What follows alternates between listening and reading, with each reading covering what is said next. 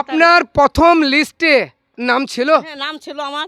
তারপরে যখন এই লিস্ট নিয়ে বাড়ি বাড়ি সার্ভে হলো, সার্ভেতে আপনার নাম নেই? না, নাম নাই, নাম কাটা ফেলে দিয়েছে। তো আপনি মুখ্যমন্ত্রীকে কি বলতে চাইছেন? আমি ঘর যাতে পাই তাই জানছে। আপনি কোন বাড়িতে থাকেন, কোন ঘরে থাকেন? আমি এই ঘর থাকি। এই ঘরে, এই বাড়ি আপনার? হ্যাঁ, এই ঘরটায়।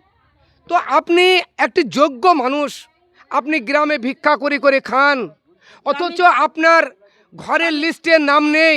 নাই আমার। তো আপনি মুখ্যমন্ত্রীকে কি বলতে চাইছেন? আমি মুখ্যমন্ত্রী বলতে চাইছি আমি ঘর চাই, আমি ঘর চাই।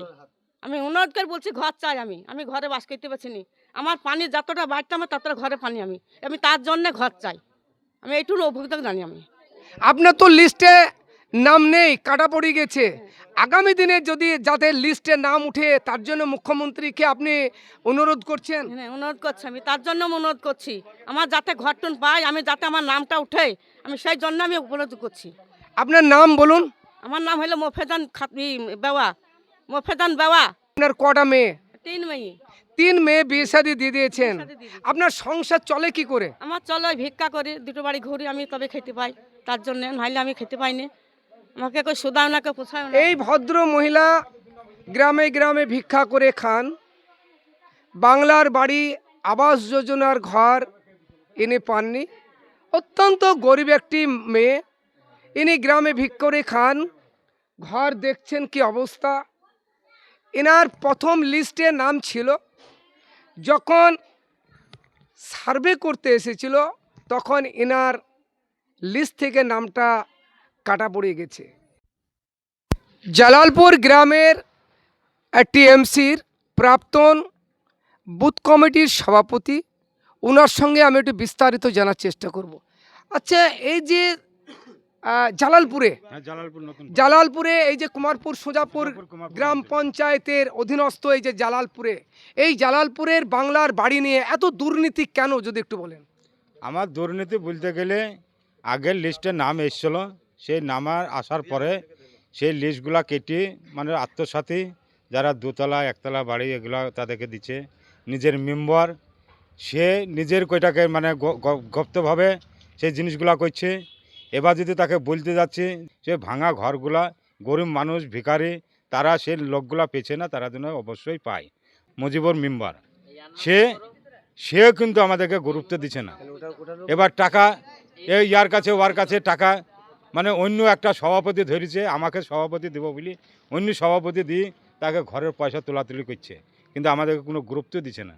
আর যে ভাঙা ঘরগুলা তাদেরকে আমি দিতে পারছি না। তৃণমূলের একজন প্রাক্তন সভাপতি ছিলেন, তো বর্তমানে এই যে দুর্নীতি যা হচ্ছে, আপনার নেতৃত্ব যে এমএলএ রয়েছেন, থানা কমিটির যারা সব তৃণমূলের রয়েছেন, তাদেরকে আপনি অভিযোগ জানান? হ্যাঁ, অভিযোগ জানালছি। ইয়ার এমএলএ সাহেবের কাছে গেছিলাম একটা তিরপলের জন্যে, তা সে তিরপলের লেগে আমাকে এমএলএ সাহেব বলেছে যে তিরপল কী ব্যাপার, আমি কি আমার ঘর ভেঙে গেছে তিরপলের প্রয়োজন, তাই এবার বললে সই নিয়ে এসো। আমি সই নিয়ে গেলাম, আবার এমএলএ সাহেব আমাকে বললো তোমার স্ট্যাম্প নিয়ে এসো। যদি আমি তখন এমএলএ সাহেবকে বললাম যে আপনি এই কথা যখন আমাকে বললেন যে আপনি আজ কর্মী হয়ে আজ যদি আমার স্ট্যাম্প লাগে তাহলে আজ গরিব মানুষে কী করে পেতে পারে?